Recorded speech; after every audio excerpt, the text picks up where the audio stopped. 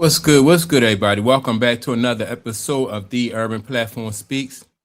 Make sure to like and subscribe as you tune into the channel and check out the content. And with that being said, man, I think as basketball fans, we have to be able to separate the nonsense from, and like the stuff that people say on here for clicks and views, right? Because if you are a real basketball fan and you go to these different platforms and you want to hear something insightful and you know what I mean, and something that a different perspective that from a player's point of view, right? You have to still be able to just separate the nonsense from what's legit, right? Because some of these guys, and I think Patrick Beverly is one of them. They are looking to advance, in their careers. Patrick Beverly at one point in time was on. I think he was on ESPN, or if it was Fox, one of the major networks, right? I think it was ESPN. And a lot of these guys are looking to get on these large platforms, so they'll say anything, and they'll prove it on their smaller platforms that they'll say and do anything, so it's almost like auditioning, you know what I mean? Auditioning for the devil, right? And so I guess in their mind, if the powers to be and the dark forces see them saying and doing stuff that is outrageous and all this other stuff, then they'll figure that that'll qualify them or that'll make them look good to the powers that be, right? And so that's why, as a legitimate basketball fan,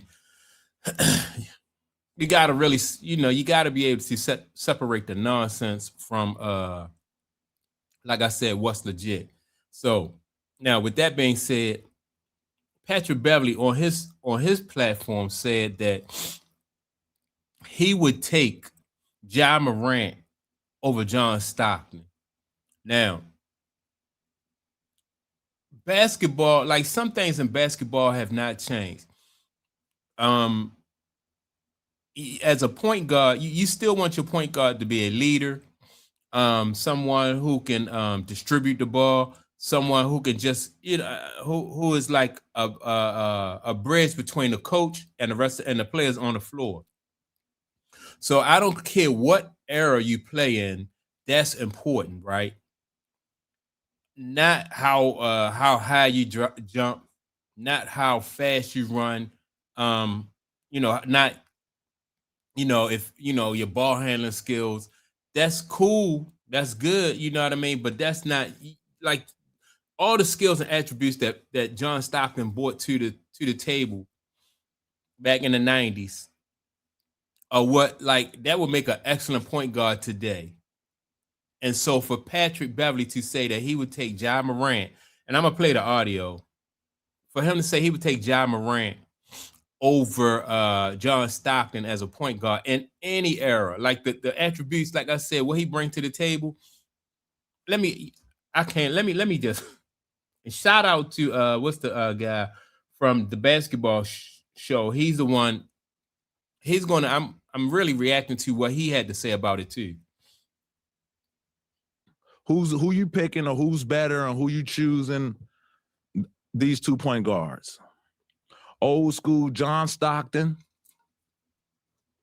or Ja Morant. Some people go John Stockton. I'm going Ja Morant. Some people go John Stockton because they like, he's a point guard. He's an actual point guard. He go get the ball where it needs to be. He go be heavy on the pocket pass. He go be a great leader. That's cool. All right, he said he's gonna be a great leader. He gonna get the ball to where he need to be in any era. I don't care if you talking about the 50s, the 60s, the 70s, the 80s, the 90s, all up into now, right? All the attributes that he just named about John Stockton, that is important.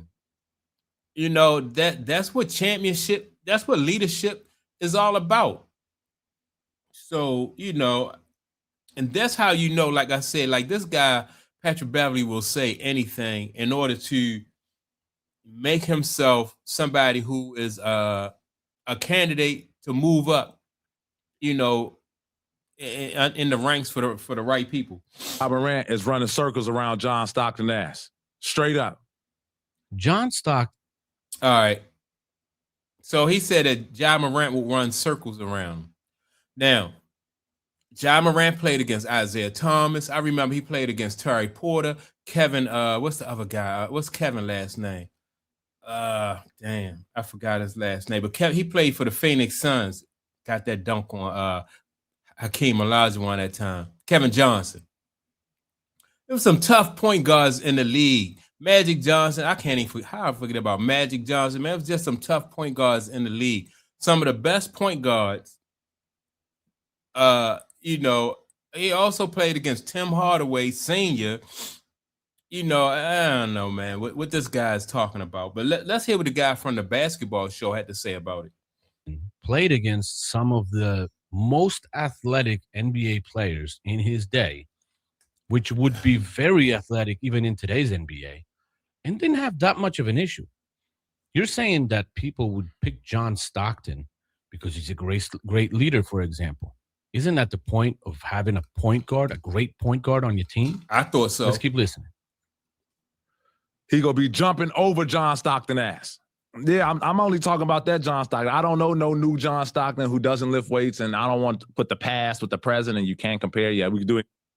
And you don't even have to change anything about John Stockton. Like I said, the skills that John Stockton brought to the Utah Jazz back in the 90s, man, you know, like if he would be a very good, excellent, he'd be a great point guard today. He would be a great point guard like he was back then. Anything we want. What you mean? It's the free world. Talk about anything you want to talk about. Yeah. So I'm talking about the John Stockton with the little shorts that was playing against Michael Jordan. Them. I'm talking about him. I'm a huge John Stockton fan.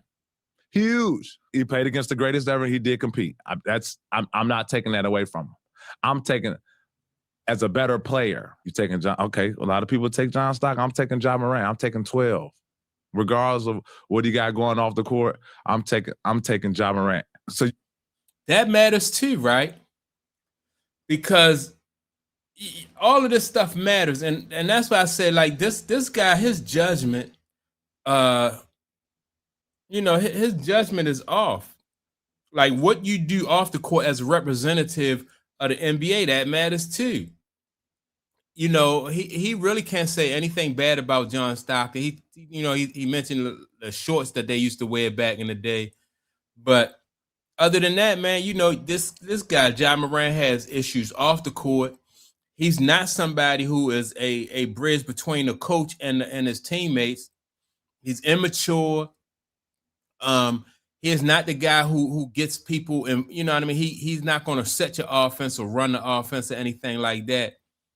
So all right, so even if he's just trolling, right? That, like I said, it's just an example of what people, you know, will do in order to, like I said, to make it be known that they'll say and do anything. Because if you really love the basketball, then if you love the game of basketball, then you would put more work into being creative. You know what I mean? And you can do that without trolling your audience. You know, and so I think, in my opinion, like it's the lazy way to go. You know, it might take a while to come up with a different concept or a different way of saying something about basketball that nobody else is saying, right? You know, especially if you want to set yourself apart from everybody else.